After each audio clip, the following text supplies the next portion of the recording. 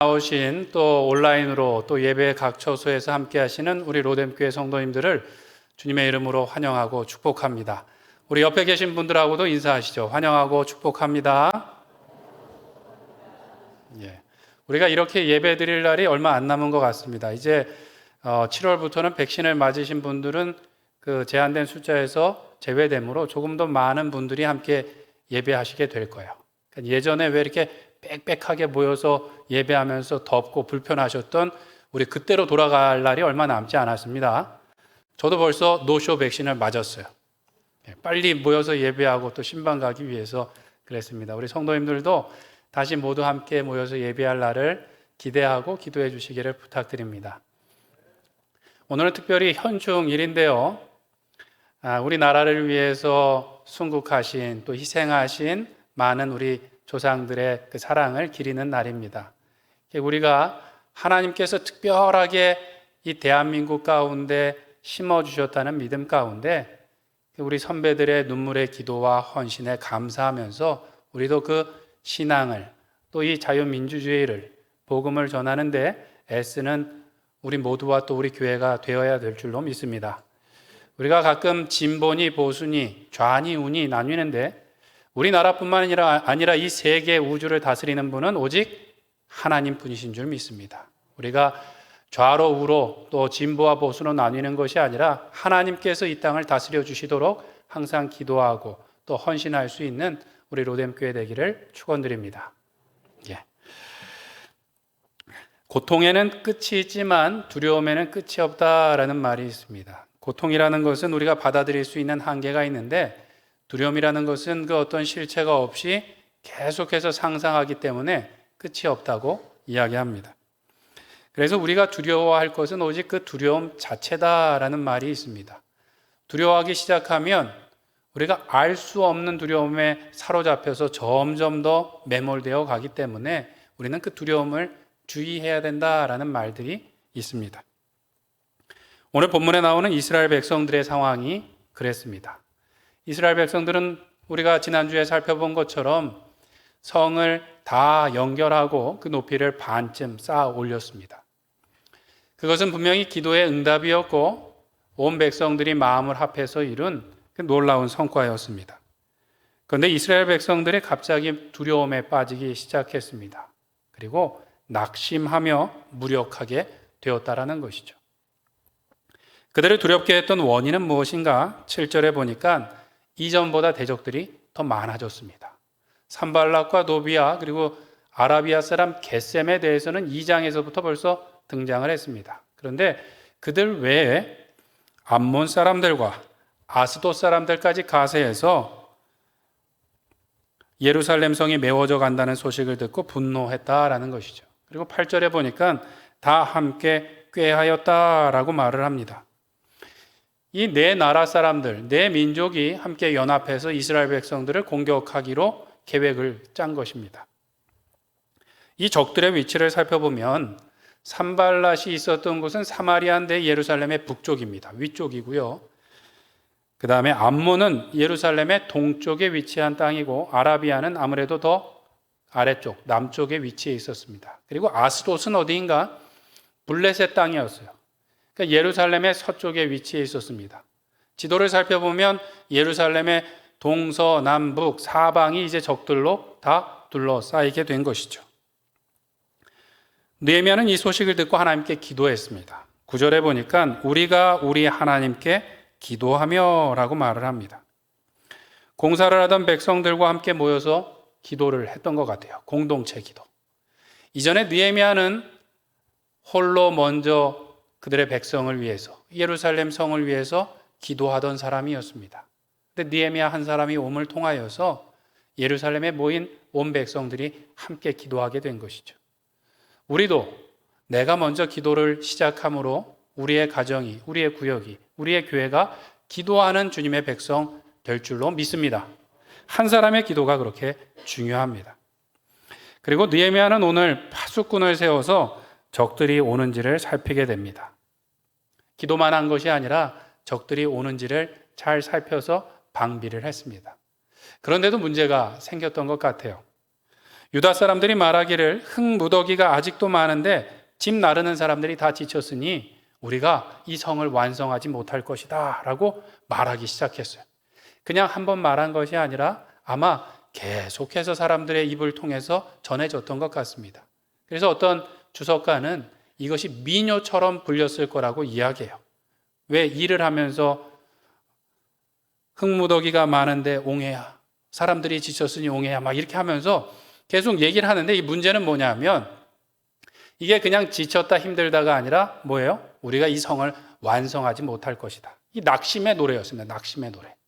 그냥 힘들다는 푸념이 아니라 우리는 이제 틀렸구나, 할 수 없구나라는 이야기를 했다라는 것이죠.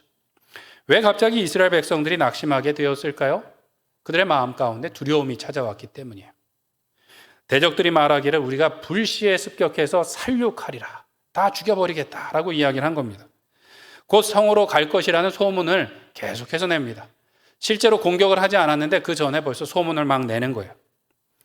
문제는 이 예루살렘 성으로부터 외곽에 있고 대적들과 가까운 마을에 사는 사람들의 마음이 흔들리기 시작했습니다. 이제 예루살렘 성을 총공격한다더라라는 소식이 들리니까 걱정이 됐어요. 뭐가 걱정이 됐냐 하면 예루살렘 성을 공사하기 위해서 보냈던 내 아들과 내 남편이 걱정되기 시작한 거예요. 그러니까 오늘 성경에 보니까 사방에서 유다 사람들이 와서 너희가 우리에게로 오리라. 영어 성경에 보니까 돌아와야 한다라고 이야기했다는 거죠. 이제 소문이 흉흉하다. 곧 예루살렘 성을 총공격한댄다. 그러면 한 사람도 남겨두지 않는다고 하니 그냥 돌아오라라고 이야기한 것이죠. 왜 이런 소문을 계속해서 냈을까요? 이스라엘 백성들이 두려워서 흩어지기를 바랬던 거예요. 왜 흩어지기를 바랬는가? 사람들이 흩어져 있어야 예루살렘 성을 공격하기가 더 쉬웠기 때문인 것이죠. 이런 심리전은 분명히 효과가 있었습니다. 성을 건축하던 사람들은 아까 말씀드린 것처럼 아이고 우리가 너무 힘들구나가 아니라 우리가 성을 건축하기 틀렸구나라고 이야기하기 시작했고요. 두려움 가운데 실제로 집으로 돌아간 사람들이 있었던 것으로 오늘 성경에 보입니다. 이스라엘의 대적들은 싸우기도 전에 어느 정도의 성과를 벌써 냈어요. 무엇으로요? 말을 통하여 심리전을 펼치면서 사람들의 마음을 먼저 무너뜨렸습니다. 이렇게 말이라는 것, 또 우리의 마음이라는 것이 중요합니다. 올림픽에 나오거나 국가대표 선수들을 보면 이 스포츠가 실력이기도 하지만 무슨 싸움이라고 이야기하나요? 멘탈 싸움, 정신력의 싸움이다라는 이야기를 합니다. 왜 그런가 하면 이 마음이 한번 무너지면 그냥 한순간에 와르르 경기를 못하고 지는 경우가 있어요. 분명히 아주 큰 점수차로 앞서고 있었는데 상대 선수의 기세에 눌려서 어이없이 자꾸 실수를 하다가 경기를 지고 마는 경우를 아마 보셨을 겁니다. 이것은 스포츠만 그런 것이 아니라 우리가 살아가는 삶도 그런 것 같습니다. 우리는 분명히 육신을 입고 물질 세계 가운데 이 세상에서 살고 있는데 성경은 우리의 싸움이 영적 싸움이다라고 이야기하고 있어요. 혈과 육에 대한 것이 아니라 영적 싸움이다라고 이야기합니다. 에베소서 6장 12절에 나오는데요. 우리 한번 같이 읽어보겠습니다. 시작.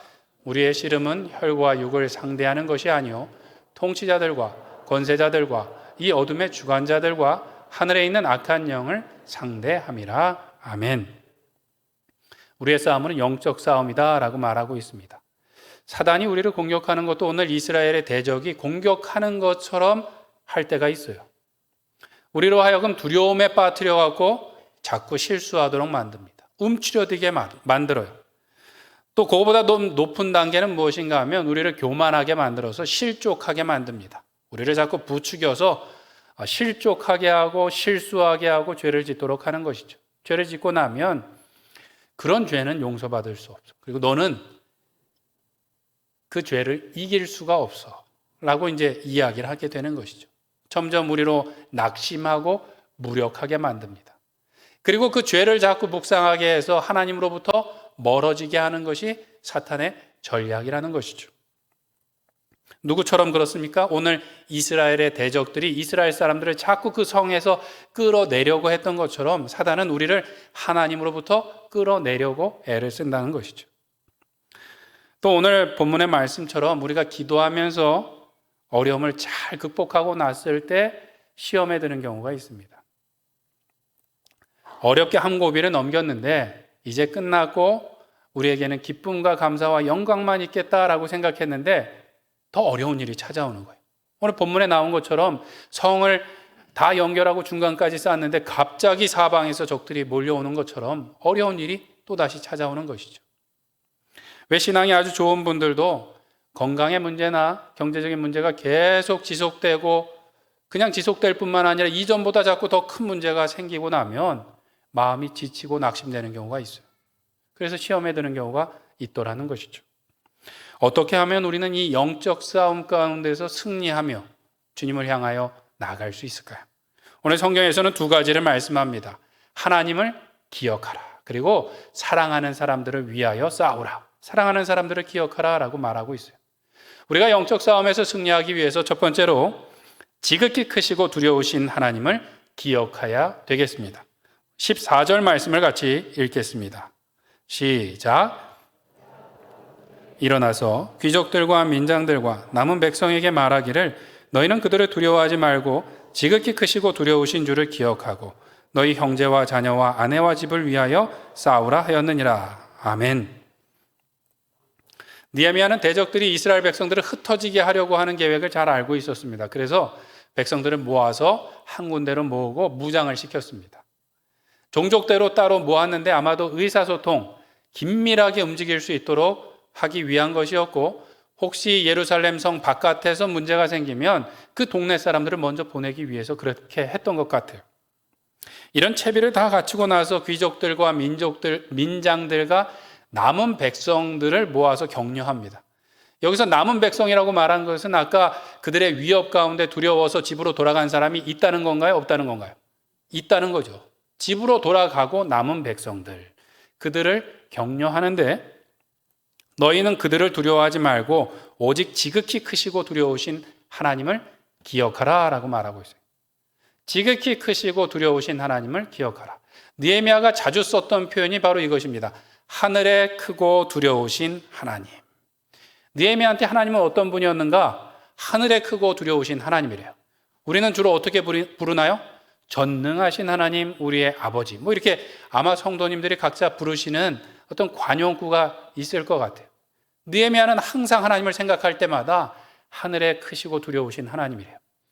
그의 마음속에는 이 페르시아와는 비교할 수 없는 하늘나라의 영원하신 하나님이라는 마음이 있었던 것 같고요. 그냥 좋으신 하나님이 아니라 두려우신 하나님. 여기서 두렵다라는 것은 무서워하다와 경외하다라는 뜻이 두 가지 다 있는데요. 앞에 그들을 두려워하지 말라라는 것은 무서워하지 말라는 것이고 두려우신 하나님이라고 말할 땐 경외함을 말합니다. 경외함. 조금 더 의역해서 말하면 경이로우신 하나님, 지극히 높으신 하나님을 우리가 기억해야 된다라고 이야기하고 있는 것이죠. 느헤미야는 특별히 그 하나님을 기억하라고 말하고 있어요. 기억하라. 기억한다는 말은 무슨 뜻인가요?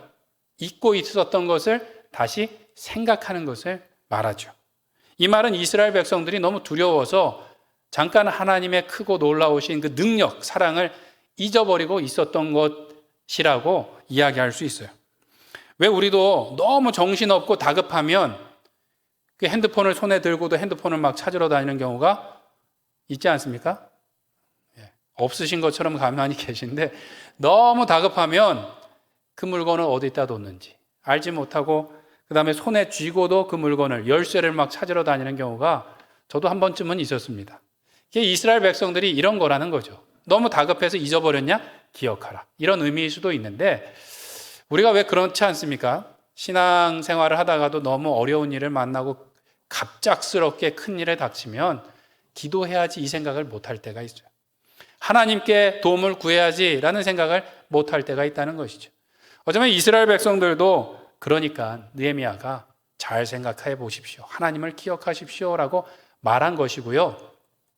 그런데 이 기억하다라는 말, 자카르라는 이 히브리어 말은 그것보다 조금 더 큰 의미가 있습니다. 그냥 단순히 깜빡한 걸 기억해, 정신 차려 이런 의미가 아니에요.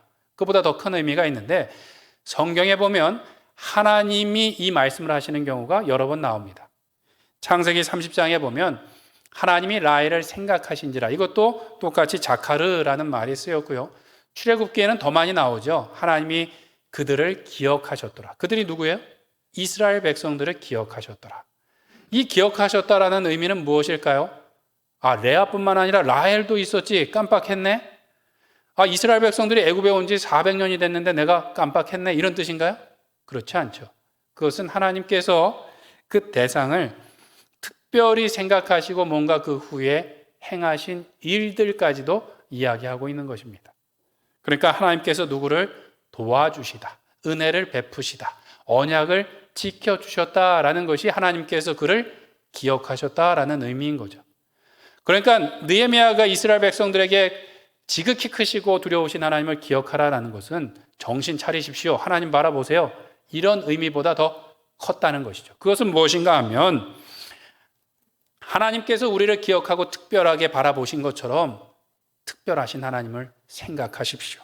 그 하나님과 약속을 지키십시오, 순종하십시오, 헌신하십시오라는 말을 하고 있는 거예요.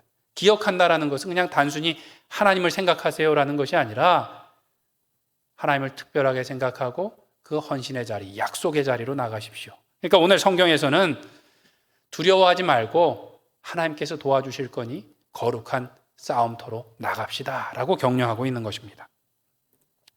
민수기 13장에도 보면 이 두려움과 관련된 이야기가 좀 나옵니다. 12명의 정탐꾼이 가나안 땅에 들어갔다 와요. 그 땅을 보고 와서 처음에는 너무 좋았습니다. 그 땅은 젖과 꿀이 흐르는 땅입니다. 우리가 가지고 온 과일을 보십시오, 막 자랑을 했어요. 그때까지만 해도 분위기가 좋았는데, 그런데 문제가 있습니다. 그것은 무엇인가 하면 그들의 성은 굉장히 높고 강대합니다. 그 백성들은 아주 크고 장대합니다 라는 이야기를 한 거죠. 그래도 갈렙이 나서서 우리가 당장 올라갑시다, 우리가 그 땅을 차지할 겁니다 라고 이야기를 해요. 그랬더니 10명의 정탐꾼이 하는 얘기가, 아닙니다, 우리는 절대로 그들을 이길 수가 없어요. 말을 더 보탭니다. 두려움 가운데 말을 더 보태는데, 이전에는 그 성이 강하다 그러더니 모세와 아론 들으십시오, 그 땅은 사람을 삼키는 땅입니다. 그리고 그곳에는 이 아낙자손 네피림의 후예들 그 거인들이 있는데 그 사람들 앞에 서니까 우리가 메뚜기 같았습니다. 진짜 메뚜기 같았을까요? 골리앗이 아무리 커도 어른과 아이 같았지 메뚜기 같지는 않았어요. 그들의 눈에는 무엇이 더 특별하게 보였나요? 메뚜기인가요? 아니면 아낙자손인가요? 아낙자손이 특별하게 보였어요.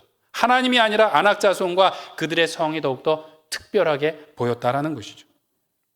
이 정탐꾼의 두려움과 낙심은 백성들에게 전염이 됐습니다.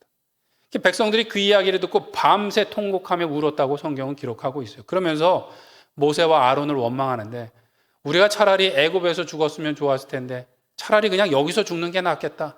왜 하나님께서 우리를 인도해서 그 땅으로 인도해서 칼에 죽게 만드시고 내 처자식을 포로가 되게 하느냐라고 원망을 했어요.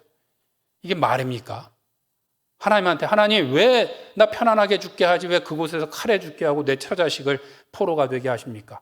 하나님 그냥 애굽으로 돌아가는 게 낫겠네요, 새로운 지도자를 세우자라고 막 원망을 했다는 거죠. 이에 여호수아와 갈렙이 옷을 찢으면서 호소합니다.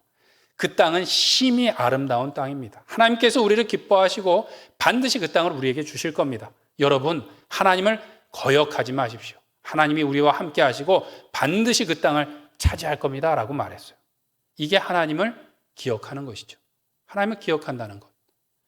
이스라엘 백성들의 그 말 가운데, 불평 가운데도 하나님의 단어가 나왔나요? 안 나왔나요? 분명히 나왔어요. 그들이 하나님을 깜빡 잊어버린 게 아니에요.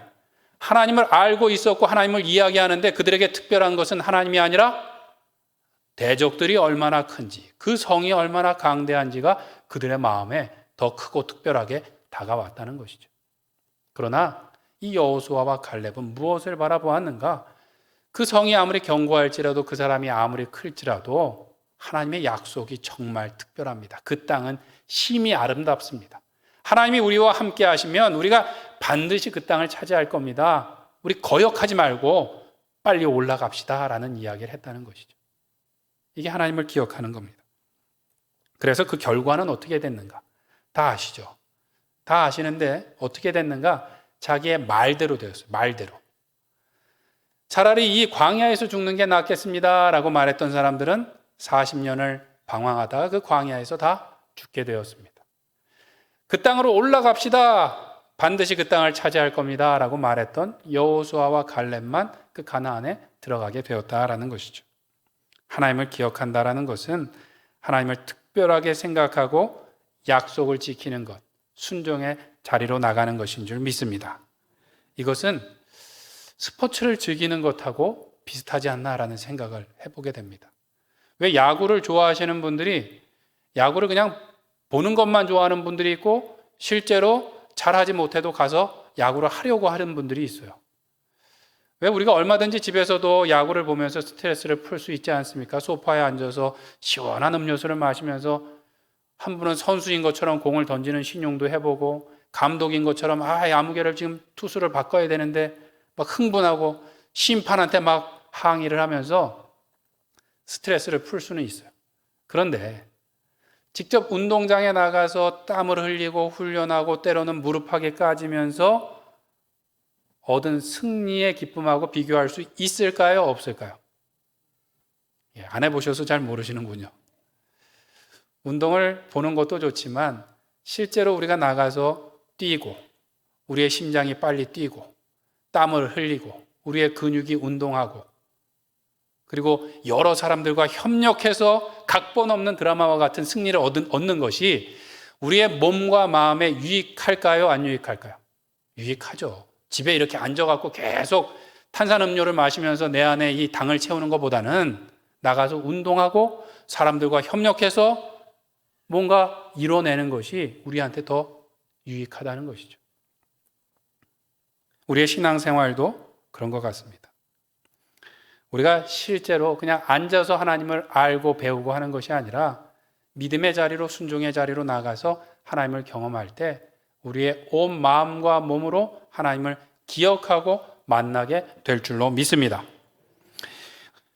이 코로나 때문에 온라인 예배가 활성화되었어요. 그전에도 물론 이제 인터넷 중계를 많이 했지만 코로나가 되니까 여러분들이 저한테 말씀하시는 게 너무 좋대요.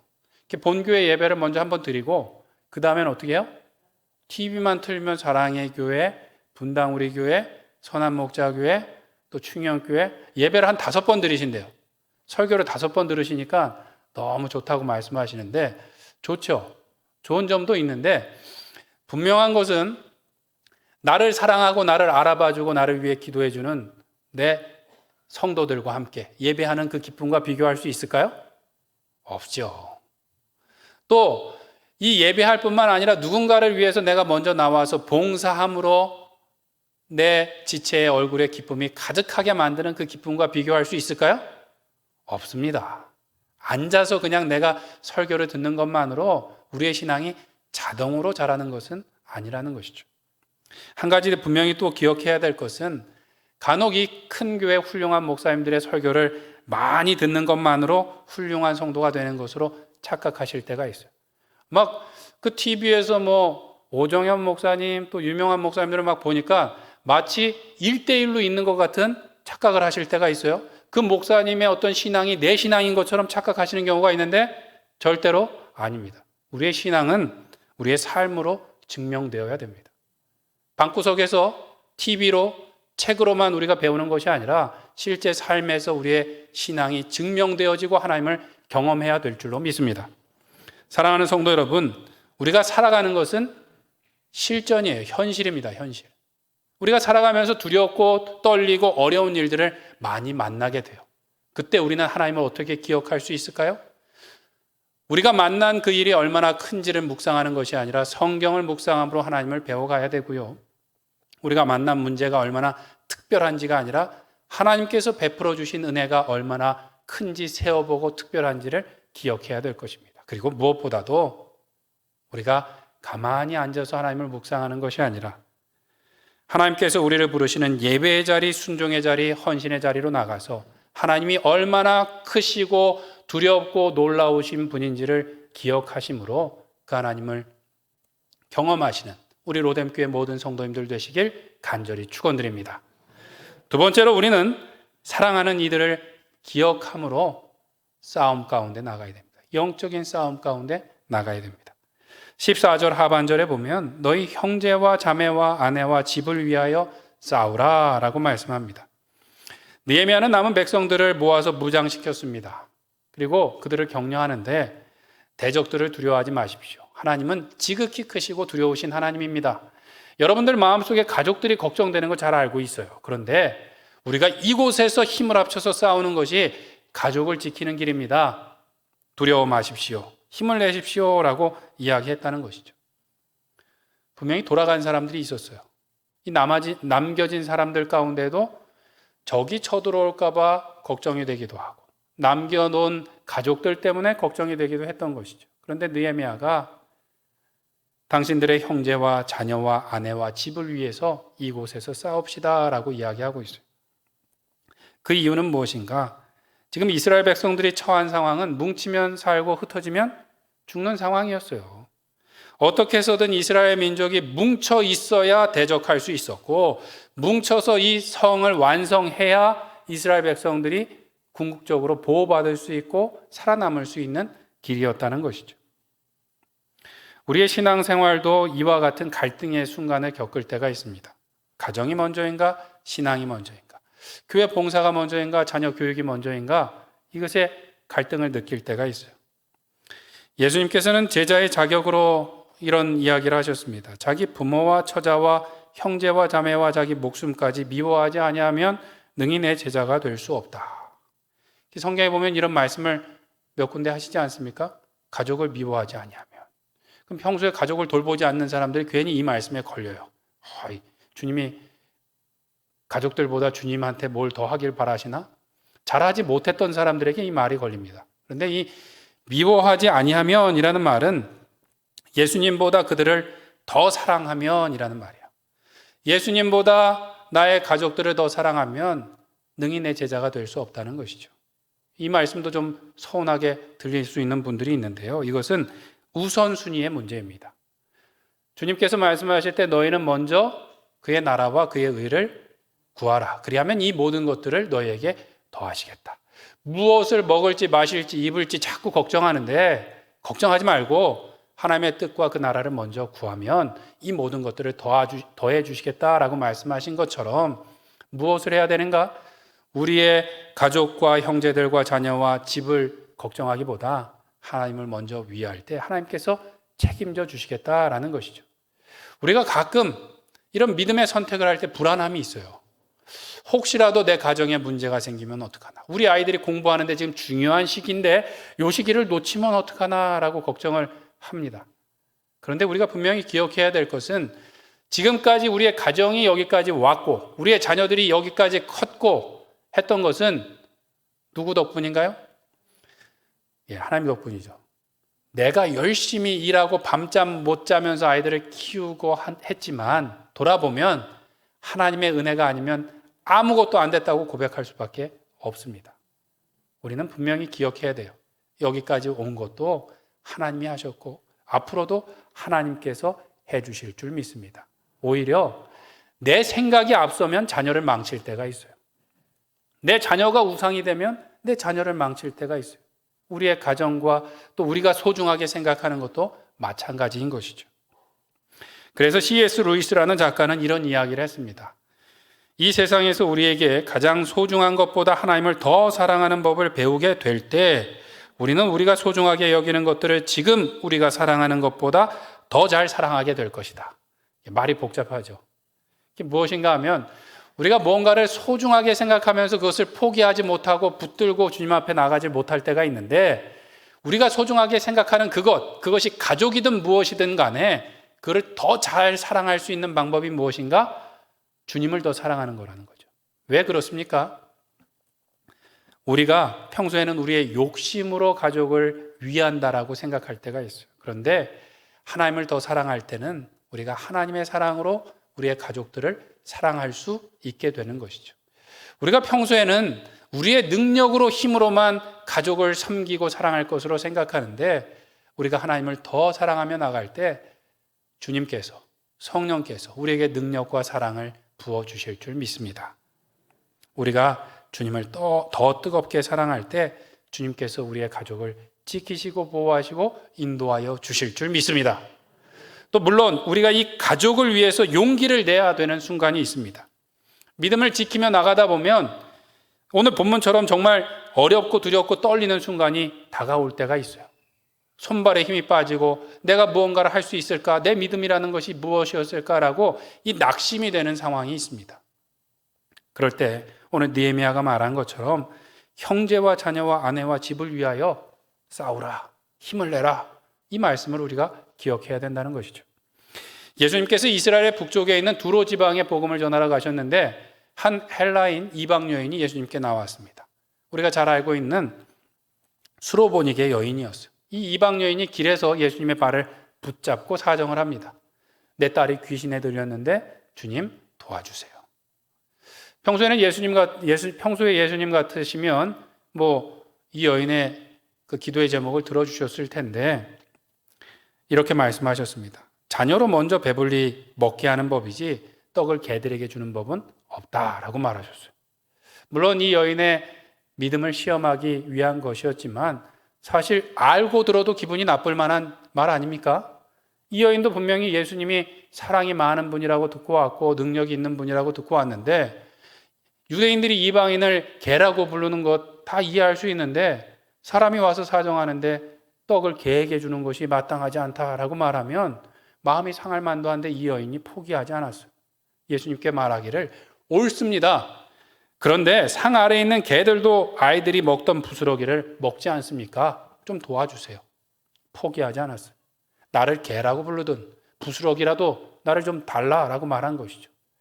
이 여인이 그런 수모를 참으면서도 예수님을 굳게 붙들었던 것은 예수님에 대한 믿음이 컸을까요? 아니면 사랑하는 딸을 걱정하는 마음이 더 컸을까요? 정답은 없습니다. 정답은 없는데 제 마음속에는 아마 딸을 생각하는 마음이 더 커서 나를 뭐라고 부르든 부스러기라도 좀 주세요라고 말했던 것 같아요. 예수님에 대한 사랑과 믿음은 언제 커졌을까요? 자기의 그 청을 들어주셨을 때, 그 소원을 들어주셨을 때 예수님에 대한 믿음과 사랑이 커졌다라고 저는 생각을 합니다. 하나님께서는 우리가 하나님의 사랑을 배우도록 우리를 부모와 자녀로 또 한 가족으로 묶어주셨습니다. 왜 그런가? 왜 그런가? 혼자서는 할 수 없는데 정말 피로 맺어진 우리를 삼겹줄처럼 연결해 주셔서 믿음을 지키고 전수하도록 만들어 주셨다라는 것이죠. 우리가 살아가면서 아마 여기까지 오시면서 한 번도 내가 힘들었던 적이 없다. 또는 이게 마지막이구나, 끝났으면 좋겠다라고 생각 안 해보신 분은 없으실 거예요. 살다 보면 이게 막다른 길인가? 낭떠러지인가? 라는 생각을 할 때가 있어요. 도무지 아무것도 하기 싫고 할 수 없고 못하겠다라고 할 때가 있습니다. 그때 우리에게 부탁하신 사람들을 보면서 한번 힘이 날 때가 있어요. 그렇지 않나요? 나는 아무것도 할 수 없는데 내가 사랑하는 사람들을 보면서 힘이 날 때가 있습니다. 또 때로는 나는 여기서 끝났으면 좋겠어요. 그런데 이게 돌아보고 내 사랑하는 가족들을 보니까 아니구나. 나는 여기서 죽어도 되지만 아니구나. 그러고 힘을 낼 때가 있지 않으셨습니까? 하나님께서 그 일을 위해서 우리를 만나게 해주신 거예요. 어떤 신학자는 우리가 자녀를 얻는 것, 부부가 결혼해서 자녀를 얻는 것이 하나님의 창조 역사를 간접적으로 경험하게 해주신 거래요. 왜냐? 하나님께서 생명을 창조하시지 않았습니까? 우리는 그런 능력이 없는데 하나님께서 우리를 결혼해서 만나게 해주셔서 생명을 얻게 해주신 거예요. 이게 창조의 역사를 경험하게 해주신 거고 우리를 그 일들 가운데 부모와 자녀로 가족으로 만나게 해주신 것, 그래서 사랑하게 해주신 것은 무엇인가? 십자가의 사랑을 배울 수 있는 첫걸음을 허락해 주신 거라는 거죠. 왜 흔히 결혼 생활이 너무 힘들면 아이고 내가 누구 때문에 산다?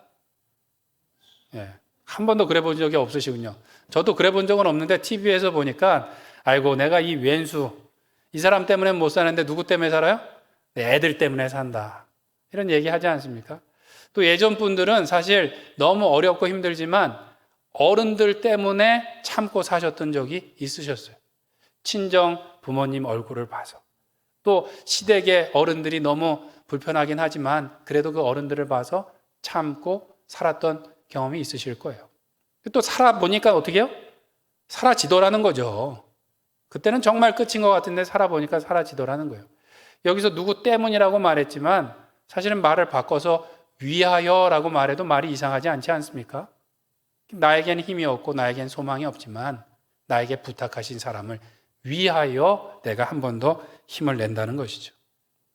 내가 죽어지고 한 번 더 주님 앞에 매달릴 때 우리가 생각하지 못했던 하나님의 사랑과 능력을 경험하게 될 줄로 믿습니다. 또 믿음의 더 큰 자리로 우리가 나가게 되더라는 것이죠. 말씀을 맺겠습니다. 폴 투르니에라는 그 정신과 의사이며 작가는 우리의 인생이 하나님께서 지휘하시는 모험이다라고 이야기했어요. 모험. 이 모험은, 우리의 인생은 우리가 예상한 대로 움직이지 않더라는 거예요. 때로 우리가 계산한 대로 계획한 대로 되지 않는데 겁내지 말래요. 왜냐하면 하나님께서 우리와 정말 좋은 시간을 갖고 계신 거래요. 아까 말씀드린 것처럼 운동을 하다가 무릎팍이 까지고 때로는 뼈가 부러지는데 운동 좋아하는 분들이 그것 때문에 실망하고 운동을 그만두나요? 아니에요. 축구를 좋아하는 분을 보니까 무릎을 양쪽을 수술하고 발목 양쪽 다 수술했는데 또 축구하러 나가세요. 몸이 아픈 게 문제가 아니라 그 가운데 얻는 기쁨이 있더라는 것이죠. 우리의 인생길 가운데 하나님께서 예비하신 은혜와 복이 있다는 거예요. 그것을 누리기 위해서 어떻게 해야 될까요? 그 주님께로 달려나가야 된다는 것이죠. 기억할 것이 있는데 그는 그 책에서 이런 이야기를 합니다. 우리는 신앙의 승리에 대해서 말하고 있지만 눈물의 대가를 얼마나 치러야 하는지에 대해서는 충분히 말하지 않는 것 같다. 수많은 그리스도인들이 고난을 통하여 자유를 얻게 되었으나 사람들은 자유에 대해서 말할 뿐 고난에 대해서 자주 지나친다라고 이야기하고 있어요. 모든 승리에는 대가가 따르는 것이죠. 모든 승리에는 대가가 따릅니다. 오늘이 현충일인데요. 우리가 이렇게 자유롭게 또 풍요로운 나라에서 예배할 수 있는 것은 우리 믿음의 선배들 또 선조들이 눈물로 기도하고 그 피를 흘렸기 때문인 줄로 믿습니다. 그냥 책상에서 공부해갖고 여기까지 온 것이 아니라 땀을 흘리고 눈물을 흘리고 피를 흘려서 여기까지 왔다는 것을 기억해야 될 줄로 믿습니다. 우리가 믿음을 지켜나간다는 것, 하나님을 기억한다는 것, 그리고 우리에게 부탁하신 가정과 교회와 이 나라와 민족을 더 세워나간다는 것, 그것은 우리도 대가를 지불하는 것인 줄 믿습니다.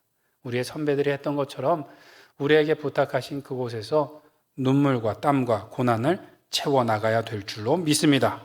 오늘도 우리가 살아가면서 여러 가지 어렵고 힘든 일을 만나지만 그 가운데 하나님을 기억하기를 소원합니다.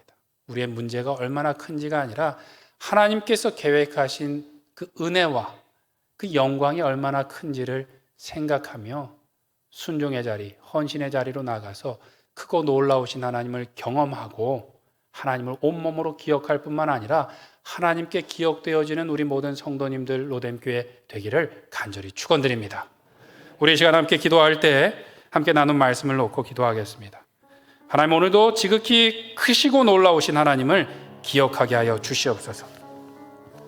우리 앞에 여러 가지 문제들이 있사오나 하나님, 그런 것들을 바라보고 낙심할 것이 아니라 우리에게 약속하신 하나님의 놀라운 은혜와 그 능력을 생각하게 하여 주시옵고 오늘도 믿음으로 전진하며 나가게 하여 주시옵소서. 우리에게 부탁하신 사람들과 교회와 이 나라를 위하여 하나님, 오늘도 눈물과 땀과 고난을 채워나감으로 하나님의 크심과 놀라우심을 경험케 하여 주시옵고 하나님께 기억되어지는 주님의 백성 되게 하여 주시옵소서. 우리 주여 한번 부르짖고 기도하겠습니다. 주여! 사랑이 많으신 하나님 아버지, 오늘도 하나님을 예배하며 주님 앞에 나옵니다. 하나님, 우리의 입술을 열어 크고 놀라우신 하나님을 바라며 나아가는 가운데 그 하나님의 특별하신 은혜를 받아 누리게 하여 주시옵고 하나님 아버지, 우리로 그냥 자리에 앉아서 하나님을 노래하는 것이 아니라 우리의 삶의 자리에서 우리의 눈물과 땀과 고난을 통하여 하나님을 기억하게 하여 주시옵고 또 하나님, 그 가운데 하나님의 크고 두려우신 능력을, 사랑을 경험케 하여 주시사 하나님을 기억하며 하나님께 기억되는 우리가 되게 하여 주시옵소서. 우리에게 부탁하신 귀한 가정과 교회와 하나님의 나라의 민족을 품고 나아가길 소원하오니 하나님, 한 번 더 힘을 내게 하여 주시옵고 하나님의 은혜를 구하는 가운데 더 큰 주의 은혜와 능력을 경험하는 우리가 되게 하여 주시옵소서. 사랑이 많으신 하나님 아버지, 오늘도 크고 놀라우신 하나님을 찬양하며 예배합니다. 우리의 일상의 많은 어려움들과 또 문제들을 만나오나 하나님 그런 것들을 바라보지 않게 하여 주시옵고 크고 놀라우신 하나님을 바라보며 우리에게 예비하신 특별한 은혜를 영광을 바라보는 우리가 되게 하여 주시옵소서. 오늘도 그 하나님을 믿고 의지함으로 순종의 자리, 믿음의 자리, 헌신의 자리로 나아가 하나님을 온몸으로 경험하며 기억하는 우리가 되게 하여 주시옵고 하나님께 기억되는 주의 믿음의 백성 되게 인도하여 주시옵소서. 예수님의 이름으로 기도드립니다. 아멘.